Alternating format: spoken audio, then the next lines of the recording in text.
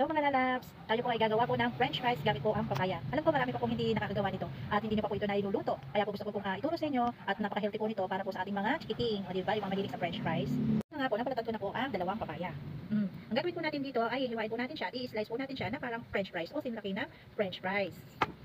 Yan. Nakita nyo po, meron dito malalambot o yung may mga buto. Siyempre, aalisin po natin ito, yung may mga buto. Yan, hiwain po natin ng ganyan. Alisin po natin itong mga malambot na may buto. Ito na nga po yung aking papaya. Natanggalan ko na po siya ng mga, yung mga nasa loob na may mga buto-buto, mga lalabs.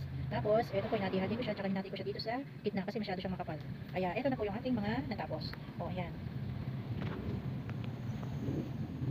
Ito na po pala yung aking hiniwang papaya na ginawa ko pong style french fries ang hiwa. Nahugasan ko na po ito at napatiktik ko na rin po. Ayan, timplan po natin siya ng food color. Ito po ay optional lamang. Para lang po magkaroon ng kulay ang ating papaya.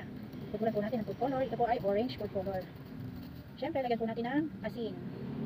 Para po magkalasa ang ating papaya. Siyempre, mix-mix lang po natin. Para maghalo yung kulay. Yan, ganyan. Yan, nakita nyo na po. Siya po ay kulay orange na. Lagyan po natin siya ng pamintang durog, yung pino. Yan po. Tapos, siyempre, naglagay na po ng suko para mas mabilis na po siyang mahalo or mangits. Ayan, gawa naman po tayo ng breading or yung pangcoated po natin sa ating papaya french fries. Siyempre, yung ating cornstarch 1/4. Kasi po dalawa yung aking papaya. Ayan, mix po natin. At saka yung ating all-purpose flour, sama-samahin po natin. Siyempre, paprika or yung sweetie powder. Isang po yung binili ko. Ayan. Siyempre, pamintang durog. At saka po yung ating asin, lagyan po natin para magkalasa. I-mix lang po natin ito para pang-coated po natin sa ating papaya french fries. Ayan, nilagay ko po sa supot yung french fries at saka po yung pinag-mix po nating breading. Ayan, para po mas madali, ito, ganito po. Para mag-mix po lahat sa ating gagawing french fries. Ayan, para mag-coated po lahat. Ayan, dahil po coated na po siya, ayan, balot na po siya lahat. Ready to fry na po siya.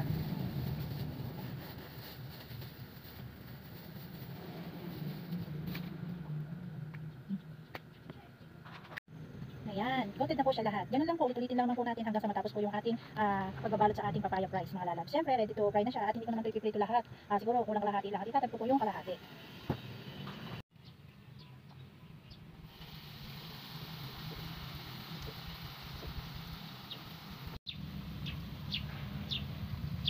Nakaluto na po tayo ng ating french fries.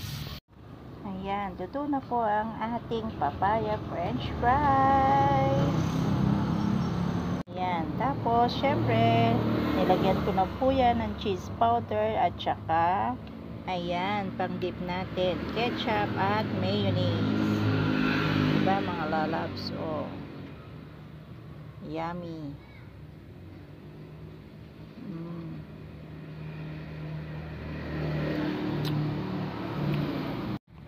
O paano?